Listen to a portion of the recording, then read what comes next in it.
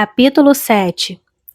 O Sr. Bennet tinha uma propriedade que lhe propiciava uma renda de 2.000 libras anuais, e que, infelizmente para suas filhas, na falta de um herdeiro varão, estava destinado a ir parar nas mãos de um parente distante. A fortuna da mãe delas, embora suficiente para sua situação de vida, nunca seria uma substituta conveniente para a falta de renda do pai. O pai da Sra. Bennet, que atuara como advogado em Meryton, deixara-lhe 4.000 libras. Ela tinha uma irmã casada com um tal Sr. Phillips, antigo secretário de seu pai, e que lhe sucedera nas funções. E um irmão estabelecido em Londres num respeitável ramo de atividade comercial. Longbourn ficava a apenas 1,5 km de Meryton, uma distância perfeitamente adequada para as garotas, que em geral tentavam transpô-la 3 ou 4 vezes por semana, quer para visitar a tia, quer para visitar a loja de chapéus, precisamente do outro lado da rua. As duas mais jovens, Catherine e Lydia, eram as mais dadas a este gênero de atenções. Mais fúteis do que as irmãs, quando nada tinham com que se ocupar, uma ida a Meryton preenchia-lhes a manhã e fornecia-lhes conversa para o serão. Por muito pouco fértil que a região fosse em novidades, elas sempre arranjavam uma maneira de saber alguma por meio da tia.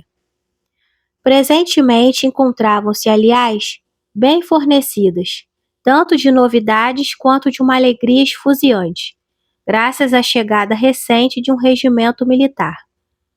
O regimento deveria permanecer em Meryton todo o inverno, e ali estabelecera seu quartel-general. As visitas à Sra. Phillips redundavam agora numa superabundância de informações das mais interessantes. Cada dia acrescentava algo de novo ao seu conhecimento dos nomes dos oficiais e de suas relações. Seus alojamentos já não eram segredo, e elas acabaram por travar conhecimento com os próprios oficiais. O Sr. Phillips visitara todos e deste modo abriu às suas sobrinhas o caminho para uma felicidade desconhecida até então. Não falavam de outra coisa senão dos oficiais. A fortuna do Sr. Bingley, cuja simples alusão animava sua mãe, nada era para Catherine e Lydia, quando comparada àqueles belos uniformes. Uma manhã, após ter escutado as efusões das filhas sobre o assunto, o Sr. Bennet friamente observou: "Pelo que concluo da conversa, vocês devem ser as duas garotas mais tolas do país. De algum tempo para cá que eu já suspeitava disso, mas agora estou plenamente convencido." Catherine ficou embaraçada e não respondeu, mas Lydia, com perfeita indiferença, continuou demonstrando sua admiração pelo capitão Carter e a esperança de ainda vê-lo naquele dia, pois na manhã seguinte ele partiria para Londres. "Surpreende-me, meu caro", disse a Sra. Bennet, "a prontidão com que chama de tolas as nossas filhas. Se eu desejasse criticar os filhos de alguém, não escolheria os meus. Se minhas filhas são tolas, espero nunca me enganar a este respeito. Sim, mas acontece que elas até são todas muito espertas." Esse é o único ponto de que me gabo de discordar. Sempre tive a esperança de que nossas opiniões fossem ao encontro uma da outra, mas devo diferir de você o bastante para considerar nossas duas filhas mais novas muito tolas. Meu caro Sr. Bennet, o senhor não pode esperar que garotas como elas tenham o bom senso dos pais. Quando atingirem a nossa idade, creio que pensarão tanto em oficiais quanto nós hoje em dia o fazemos. Recordo-me bem do tempo em que eu também estremecia perante um belo uniforme, e na verdade ainda hoje os admiro. Se um jovem e brilhante coronel, com rendimentos superiores a 5 ou 6.000 libras, se interessasse por algumas das minhas filhas, não lhe diria que não. Aliás, no outro dia, na casa de Sir William, achei o coronel Foster muito elegante de uniforme. "Mãezinha!" exclamou Lydia. A tia contou que o coronel Foster e o capitão Carter já não visitam a senhorita Watson com tanta frequência. Ultimamente têm sido vistos na biblioteca Clark. A senhora Bennet foi impedida de responder pela entrada de um criado com um bilhetinho para a senhorita Bennet. Vinha de Netherfield, e o criado aguardava uma resposta. Os olhos da senhora Bennet brilharam de prazer, e ansiosa, implorava enquanto a filha lia. Então, Jenny, de quem é? De que se trata? Que diz ele? Então, Jenny, conte logo. É da senhorita Bingley, disse Jenny, e passou a ler em voz alta. Minha querida amiga, se não vier para cá jantar comigo e com Luísa, correremos o risco de nos detestarmos pelo resto de nossas vidas, pois um tete-a-tete de um dia inteiro entre duas mulheres nunca acaba sem uma discussão. Venha assim que puder. Meu irmão e os outros senhores vão jantar com os oficiais. Sempre sua, Caroline Bingley. Com os oficiais, exclamou Lídia. Espanta-me que a tia nada nos tenha dito. Jantam fora, que pouca sorte, disse a senhora Bennet. Posso levar a carruagem? Perguntou Jenny.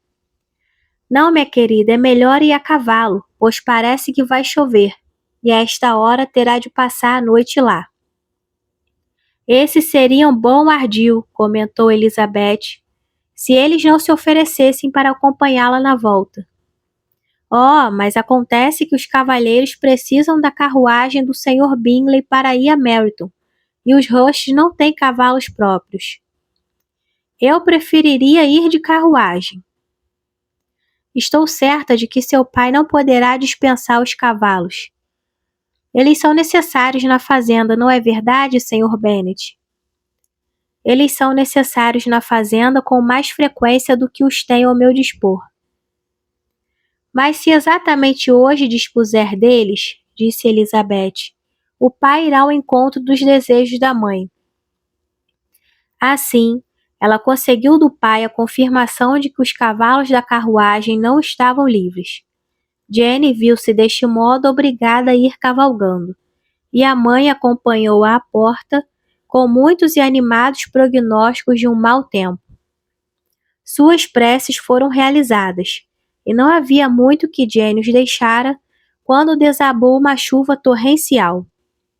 As irmãs ficaram um tanto preocupadas, mas a mãe regozijava. A chuva continuou noite adentro sem parar, e Jenny não poderia regressar. Foi uma ótima ideia que eu tive, não? Indagou a senhora Bennet mais de uma vez, como se ela fosse responsável pela chuva. Só na manhã seguinte, contudo, ela se inteirou do êxito completo do seu estratagema. Terminavam o café da manhã quando um criado de Netherfield chegou com um bilhete para Elizabeth. Minha querida Lizzie, não me sinto nada bem esta manhã. O que suponho eu se deve atribuir à chuva que apanhei ontem. Minhas bondosas amigas não querem ouvir-me falar em regressar a casa, senão quando me sentir completamente restabelecida. Insistem também para que o Sr. Jones me examine. Por isso, não se assustem se ouvirem dizer que ele foi chamado por minha causa. Fora a garganta inflamada e uma dor de cabeça, nada mais há que ofereça motivos de preocupação. A tua, Jenny. Então, minha querida, disse o Sr. Bennet quando Elizabeth terminou a leitura. Se sua filha tombasse gravemente doente, ou morresse, até serviria de consolação saber que tudo fora em perseguição ao Sr. Bingley, e sob as suas ordens. Oh, não tenho qualquer receio de que ela morra. Não se morre de pequeninos e insignificantes resfriados. Além disso, dispensarão a ela todos os cuidados. Desde que ela fique por lá, está tudo muito bem. Gostaria de ir visitá-la, caso possa dispor da carruagem. Elizabeth, que se sentia deveras aflita com o estado da irmã, estava ansiosa por ir para junto dela, mesmo na falta da carruagem. Como não montava, Ir a pé era a única alternativa disponível. Que ideia sua! Rebateu a mãe. Com toda esta lama, não poderão olhar para você quando chegar lá. Não é para me verem que eu vou para lá. Jenny é o meu único propósito. É um subterfúgio, Lizzie, para que eu peça aos cavalos? Indagou o pai. Não é necessário, não tem intenção de fugir a caminhada. A distância de nada vale quando se tem um motivo. E, aliás, não passam de 5 quilômetros. Estarei de volta para o jantar. Admiro a energia da sua benevolência, observou Mary. Mas todo o impulso afetivo deve ser guiado pela razão. E, na minha opinião, o esforço deveria ser sempre proporcional ao que é requerido. Nós vamos acompanhá-la até Meryton, disse Catherine e Lydia. Elizabeth concordou e as 3 garotas partiram juntas. Se nos apressarmos, disse Lydia enquanto caminhavam, talvez ainda possamos ver o capitão Carter antes dele partir. Em Meryton separaram-se. As 2 mais novas tomaram a direção dos alojamentos de uma das mulheres dos oficiais, e Elizabeth continuou sozinha, através dos campos e num passo apressado, transpondo cercas e saltando charcos com uma energia impaciente. Finalmente achou-se à vista da casa. Tinha os pés dormentes, as meias enlameadas e um rosto afogueado pelo exercício. Conduziram-na à saleta do café da manhã, onde todos, com exceção de Jenny, se encontravam reunidos. Sua aparição os surpreendeu. Que ela tivesse se aventurado a percorrer sozinha 5 quilômetros, tão cedo e com um tempo tão feio, era coisa quase inacreditável para a senhora Rush e para a senhorita Bingley.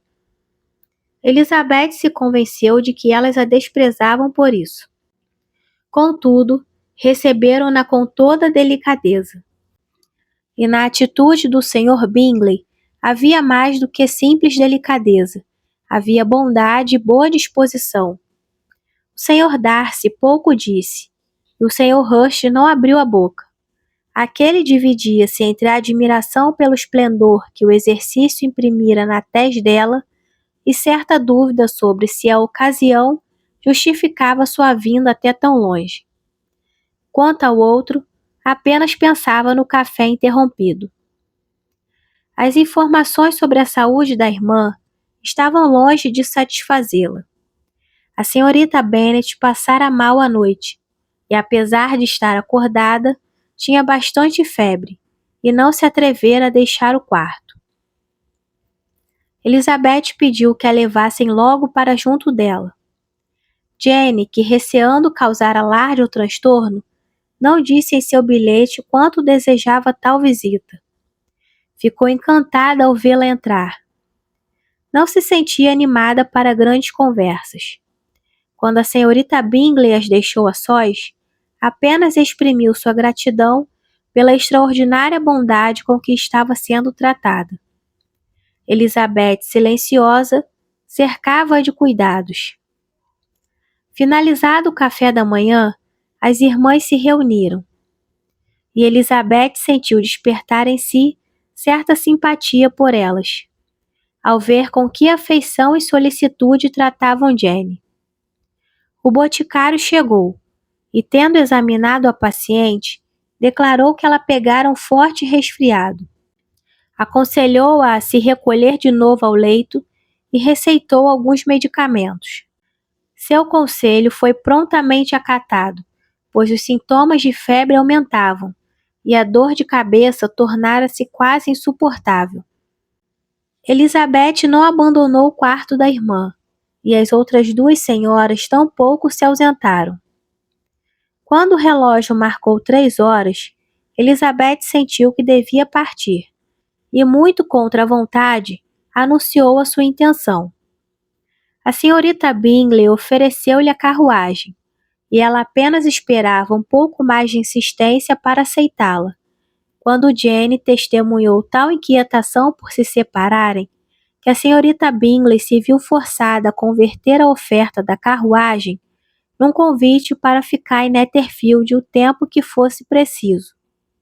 Elizabeth agradeceu e aceitou o convite, e imediatamente um criado foi enviado a Longbourn para levar à família o recado e trazer alguma roupa na volta.